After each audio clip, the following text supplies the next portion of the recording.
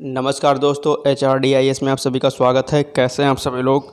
I hope आप सभी लोग अच्छे होंगे और अपनी पढ़ाई को बढ़िया तरीके से कर रहे होंगे। देखिए, आज है 12 अप्रैल और आज के कुछ महत्वपूर्ण करंट अफेयर्स को हम लोग देखेंगे।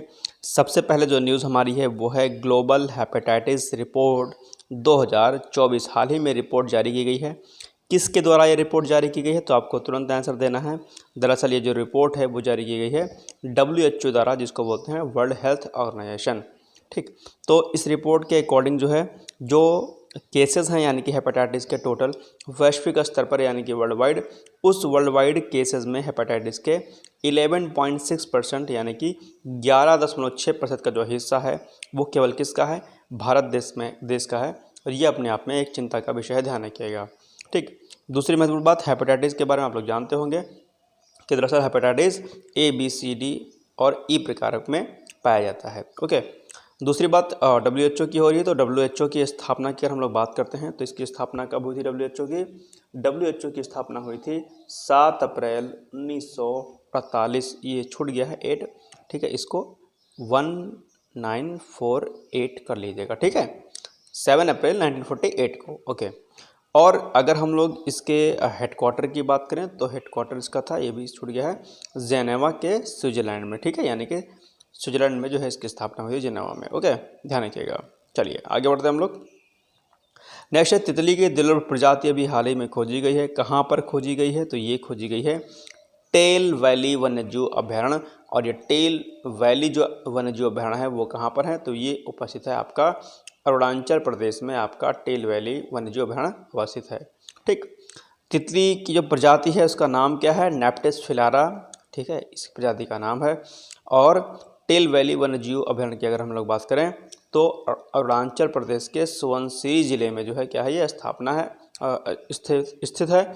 और स्थापना वर्ष की अगर बात की जाए हम इसके, तो इसकी स्थापना हुई थी 1995 में, यानी कि 1995 में।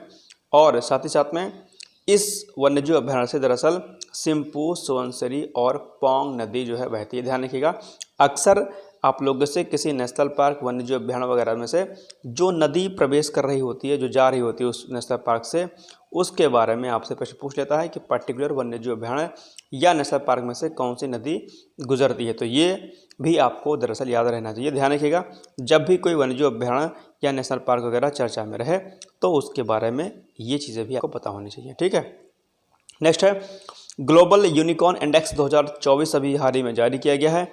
और आपको बता दूं कि बहुत इंटरेस्टिंग बात कि वर्ल्ड वाइड जो है, जो सबसे ज़्यादा जो यूनिकॉर्न हैं वो हैं आपका अमेरिका में, और उसके बाद चाइना, और थर्ड नंबर पे यानी कि 67 यूनिकॉर्न के साथ भारत तीसरे स्थान पर है। अपने आप में ये बहुत बड़ी बात है और निश्चित तौर पर कहीं ना कहीं सरकार के द्वारा जो किए गए कार्य थे उस पर जो है इसका इम्पैक्ट हुआ है।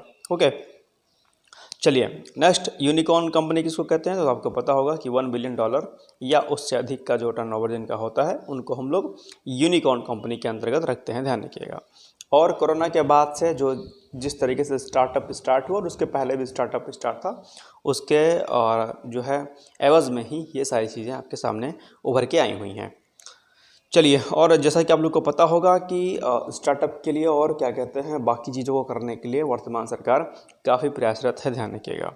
खैर, आगे बढ़ते हैं हम लोग। नेक्स्ट है, ग्लास स्काई वॉक ब्रिज अभी चर्चा में है। ये वॉक ब्रिज दरअसल कहाँ बनाया गया है? तो ये उत्तर प्रदेश के चित्रकूट ज़िले में बनाया गया है।